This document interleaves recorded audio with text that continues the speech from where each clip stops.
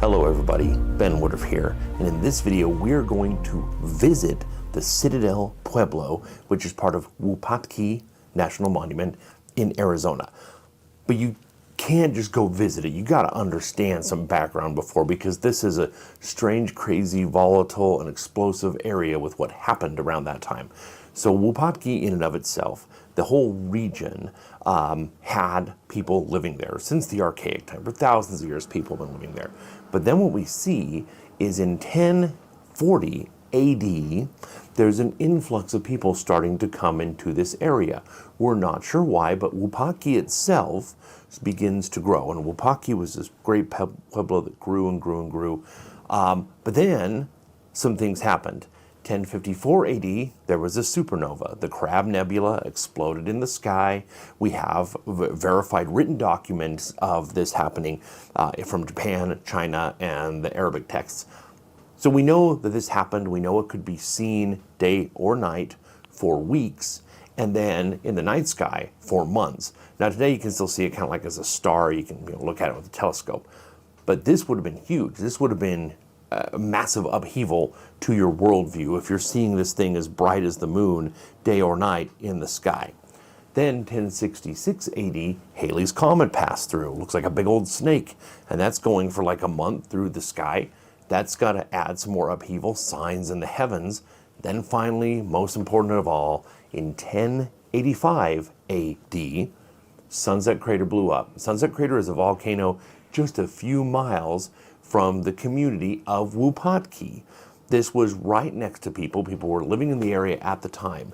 Now, it looks like what happened was at first the people would have experienced earthquakes, some tremors, and then you would start to have fissures coming up from underneath the ground where you would have steam and smoke coming up from underground. And it seems as though the people took this as a sign to get out of the area, and they did. Then the volcano blew up. This eruption would have been seen for hundreds of miles around. There's an ash field that goes for hundreds of miles. This is crazy. There's nothing like this in the Puebloan thinking. There's nothing like this in the understanding, in the pantheon and the religious beliefs. There's nothing. This is just something totally new, totally crazy, and otherworldly. Clearly it's a sign. Clearly this was a big deal. The volcano itself was very volatile, very explosive, and it left, again, an ash field for hundreds of miles, and it left lava flows, some of which are 100 feet deep. I went to the Sunset Crater and saw it, and it's incredible. It's otherworldly. It looks like you're on the moon. So after this happened, though, what we see is there was a quick comeback where people came back into the area fairly quickly afterwards, and the reason is because all this volcanic ash made a nutrient-dense soil that, even more important than being nutrient-dense, was very good at retaining water. And that high retentive state is a gold mine here in the Southwest, because in the Southwest we find that most of the dirts and soils and sands of the desert, when it rains, water just washes through, so it's hard to irrigate crops. So now you had this incredibly fertile, highly productive region that could support and sustain a larger population. So again, there already was a lot of people coming into Wupatki in 1040 AD, but after the volcano erupted within a few years, by 1085 AD, by 1090, you had this big, huge influx into Wupatki itself. Wupatki became a Chacoan outlier, and if you watch my videos, you know how big a deal Chaco Canyon was, and all the great house communities there, and the trade they had going all the way up north and all the way down to Mexico. Massive trade that even brought in macaws. Well, Wupatki itself became a Chacoan outlier. It was a seat of power regionally, and even included a Mesoamerican style ball court. So this was a happening place. We found the remains of 53 macaws at this site, which is unheard of. Outside of Chaco Canyon, you never hear of anything like that. That many macaws in one place, live macaws brought up from Mexico, incredible. This place was so big, so Wupatki was a Chacoan outlier community, but Wupatki itself began to have Wupatkian outlier communities locally. So on top of mesas or down below, little pueblos and little villages started popping up, little hamlets, and we're going to visit one of these. Now, the site we're going to visit is really interesting because down below, it has a pretty typical pueblo, but no kiva, and it has T doors, again, showing an affiliation as being a Chacoan outlier, saying it's somehow connected to Chaco. But on top of this volcanic butte, there is a citadel. And in the center of this citadel, there's what would have been a big old tower. So this is a very interesting community. We're going to go and see it firsthand. I'm going to talk along the way, and some of the time we're just going to listen to music and let you experience it for yourself. So thank you for coming along, and let's go ahead and look at the Citadel ruins and Pueblo as part of Wupatki National Monument. I'm here today at Wupatki National Monument, and behind me I got Hilltop Pueblo, a hilltop ruin. Now this is really neat. We're going to go see it because there is a pueblo on the ground, but then up above there's also masonry on this. This is a volcanic butte. So this is a lava flow that came out in ancient times, and so it just has kind of like a flat mesa on top. But they've done structures around the edge. So there was structures on top as well as the village below. Now this whole area is volcanic, and there's a volcano just down the road, Sunset Crater, that exploded and drove the people out. But not long after, the people came back because all that volcanic ash made a nutrient-dense slurry. Volcanic ash mixed with water and mud that would retain water. This is a very desolate area where water just slips through the sand. It made this a much better place to grow, and there was a huge influx of people who came here. Now, Wupatki itself is the hub. It's the main place where you even had trade coming up from Mexico and going all the way up to Chaco Canyon. This whole area was a Chaco outlier community. So it was kind of loosely governed, we believe, by the Chacoan system. And people follow the Chacoan roads going from here to Utah, further south in Arizona, all the way to Mexico, and all the way over to New Mexico and Colorado. But we're going to go ahead and we're going to check this out and see it up close. So there's two pueblos. This one we're going to go see on the bottom is Nalakihu. And then up on top is the Citadel. We're going to check them both out.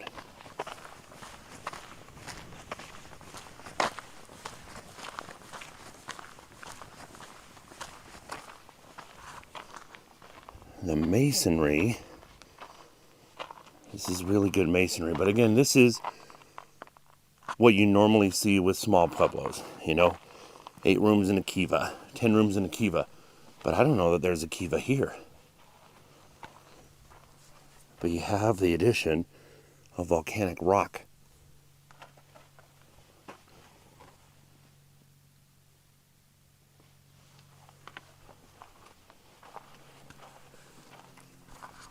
There's a vent down below there. A little hole.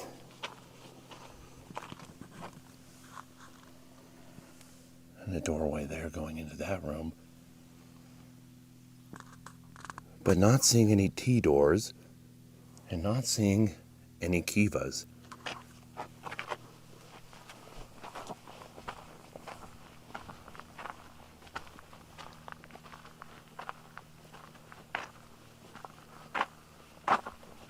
There we go. Here's what's left of a T-door. T-doors started out at Chaco Canyon, and they spread. I've done other videos talking specifically about T-doors and what they meant. This is a very faint one. If you can see, there's sort of a lip.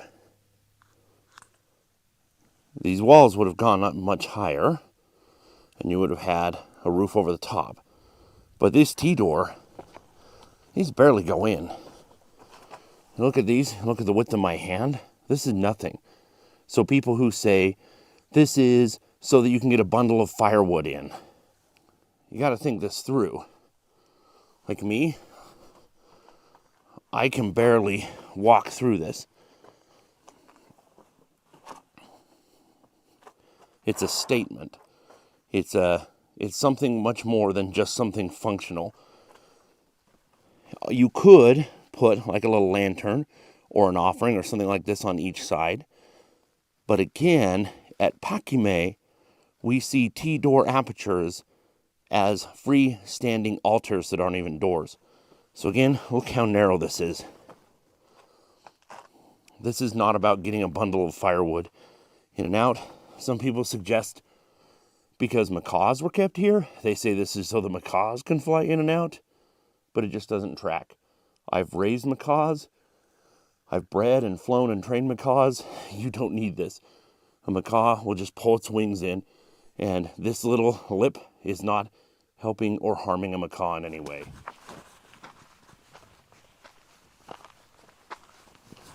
It's a beautiful pueblo.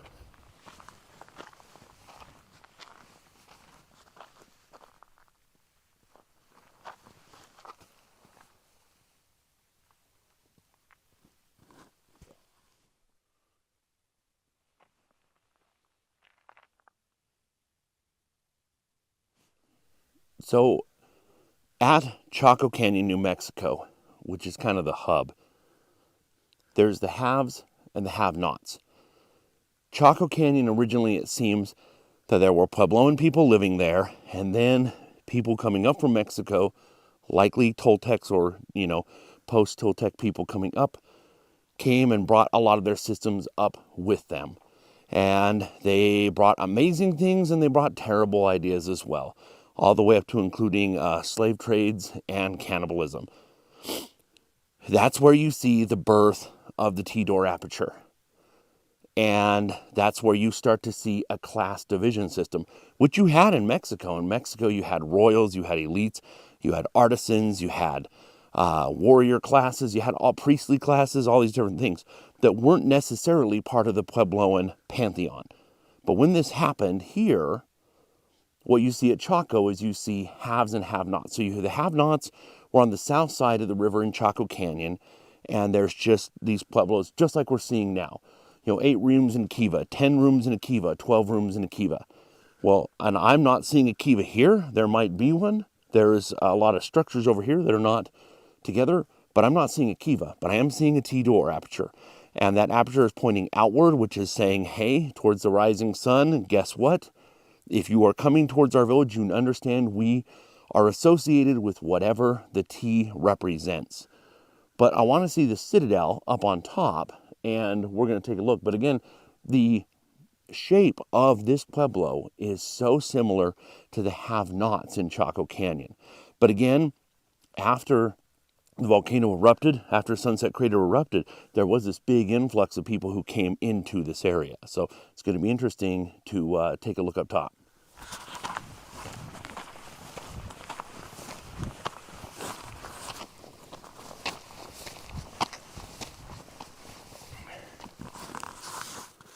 So across the way here, this is showing,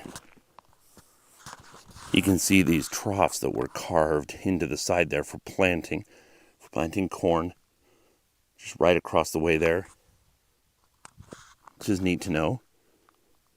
There's tiny little echoes of the past all through here. Caution, snake habitat, not in January.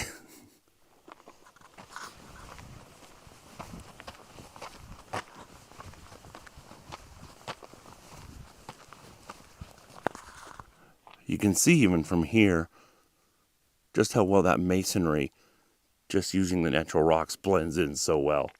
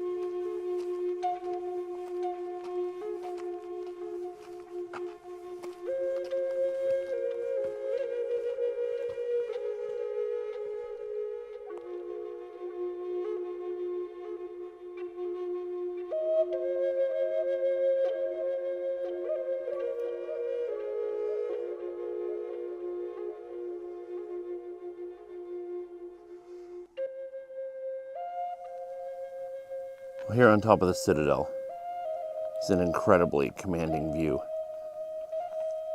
And as we often have at these ancient sites, have a raven almost watching over this place. But the structure here, this is strange because I don't know if this has been excavated. This is all heaped up.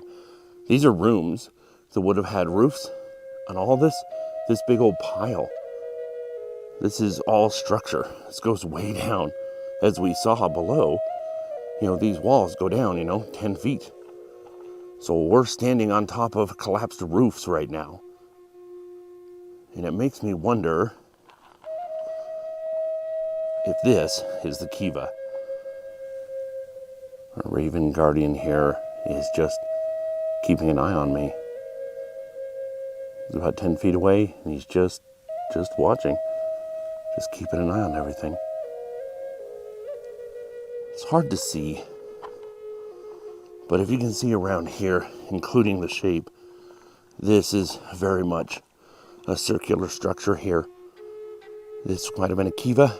It might have been a tower structure. But even the way the plants are growing in it, based off a buildup of organics, even you can just see. You can't see this the way I'm filming. You just can't get it. But this is most definitely a circular structure. And being that this was so high, this is probably higher above the rest. So you had rooftops here, and this probably went up even higher as a tower structure.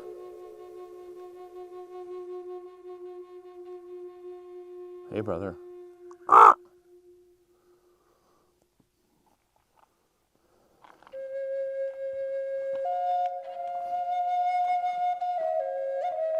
Love ravens.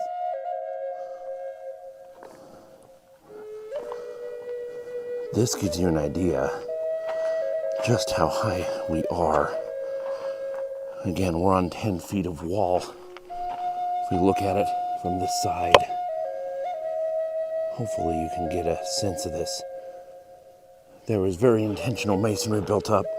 So what looks on top to just be what's left of a pueblo, this was much taller. And there's some very good masonry here.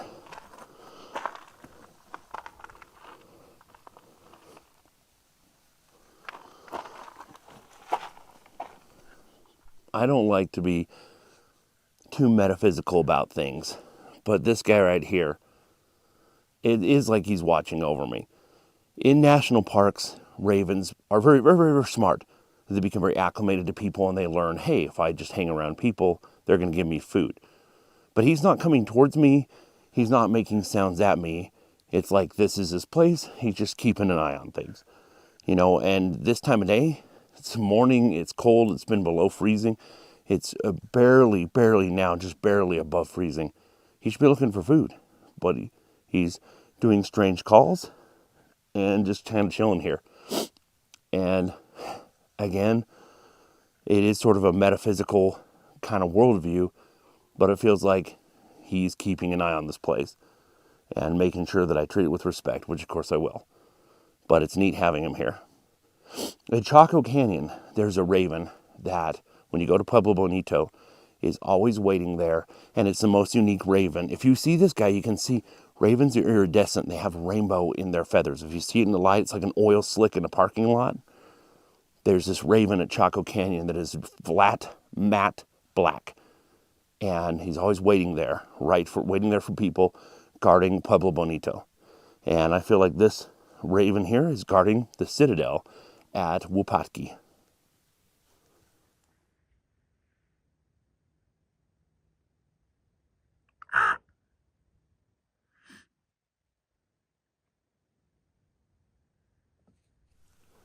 The overall footprint of this Citadel is absolutely huge. It actually dwarfs the Pueblo that's down below.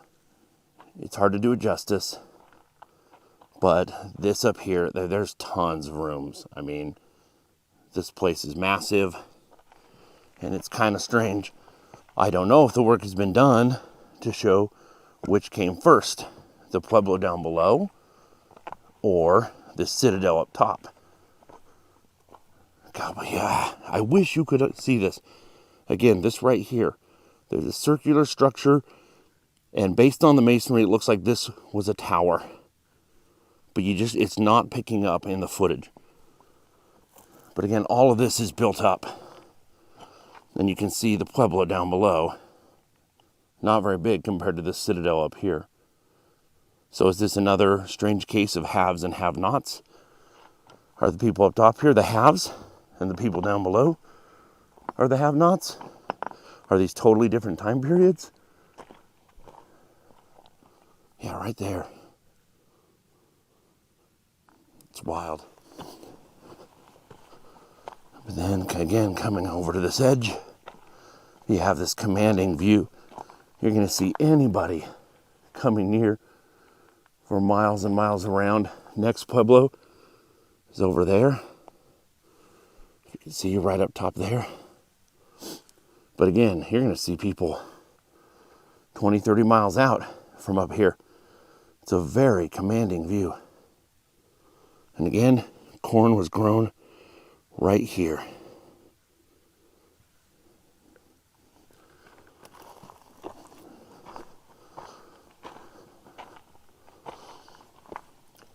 You can see how much of the masonry has fallen off.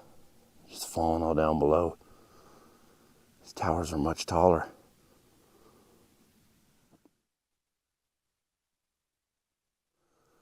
Well, I hope you enjoyed seeing the Citadel. Again, this is part of the Wupatki Chacoan outlier system. It's a beautiful site. It's not a far little hike just to get up from the main road. Definitely worth seeing. And again, seeing that tower structure in the center. I wish it was still standing, but you can still see the footprint of it. But I hope you enjoyed visiting this little site. And I hope you also check out my video on Wupatki, which was the great house that kind of ruled over this whole area. Would love to know your comments and thoughts on the site. And always remember that life is a gift. So never stop learning and never stop exploring. We'll see you next time.